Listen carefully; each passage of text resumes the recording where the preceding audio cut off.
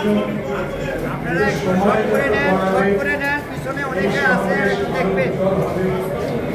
প্রাণবন্ত হবে, আরো সংগ্রামী হবে। অন্যান্য নেতৃবৃন্দ, সাথীরা, বন্ধুরা, আসসালামু আলাইকুম। আজকে প্রতিষ্ঠা বার্ষিকী তো আপনাদের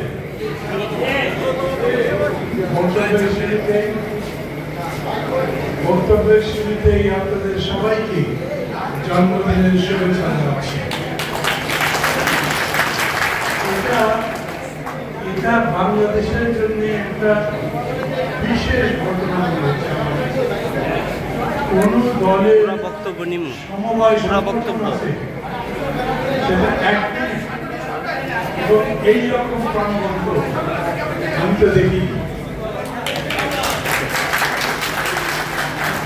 আপনারা সবাই হয়তো জানেন, সমবায় আন্দোলন জাপানের ইতিহাস বদলে দিয়েছে। যুদ্ধ বিধ্বস্ত জাপান সমবায় আন্দোলন করে দাঁড়িয়েছে। অনেকে এরকম বলে চীনের অর্থনীতি শক্তিশালী, নাকি জাপানের, এটা একটা বিতর্ক করার ব্যাপার হতে পারে। সেরকম এই দেশে বিশেষ করে যেখানে প্রচন্ড রকম বৈষম্য বিরাজ করে, সেই দেশের সমবায় আন্দোলন খুবই গুরুত্বপূর্ণ একটা বিষয়। আমি আপনাদের সাফল্য কামনা করি। সমবায় সংগঠন করেছেন, তার মানে হচ্ছে আমি কোঅপারেটিভ একটা সংগঠন বলছি না, একটা সুনির্দিষ্ট রাজনীতির লক্ষ্যে দেশের পরিবর্তনের উদ্দেশ্যে সমবায় আন্দোলনকে রাজনৈতিকভাবে সংগঠিত করার জন্য নিশ্চয়ই এই কারণে আপনাদের সবাইকে আমি শুভেচ্ছা জানাই, ধন্যবাদ জানাই। দেশে একটা বিশেষ ধরনের সংকট বিরাজ করছে। এই সংকট যে কোনো সময় আমাদেরকে পদচ্যুত করতে পারে।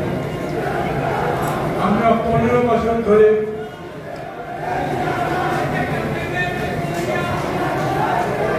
বসেন, যারা আছেন তারা বসেন, নিচে দিবেন না, ভিতরে কোনো স্লোগান দিবেন না।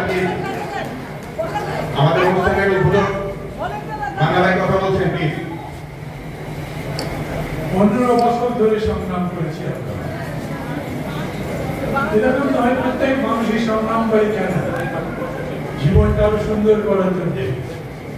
সে যে বেঁচে আছে সেই বেঁচে থাকাকে অর্থবহ করার জন্য।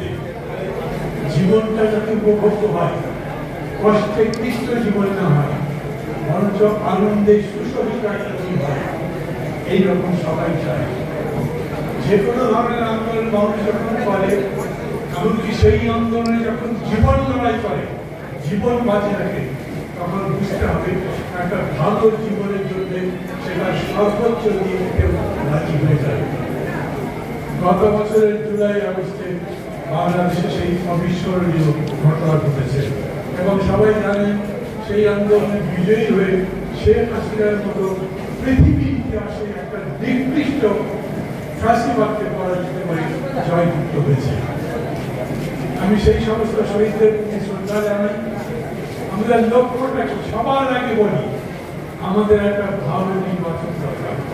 কেন? আর 14 মাস 15 মাস পরে এটা মানুষ বুঝতে পারছে। গত বছরের আগস্টের পরেই যখন বাংলাদেশ জাতীয়তাবাদী দল সভা করেছিল, বলেছিল 3 মাসের মধ্যে নির্বাচন দিতে হবে, তখন অনেকেই বলেছিল রক্তের দাগ শুকায়নি, এত তাড়াতাড়ি নির্বাচনের স্লোগান, এটা কেমন কথা? তারা কি ক্ষমতার লোভে কেমন পাগল হয়েছে? সেদিন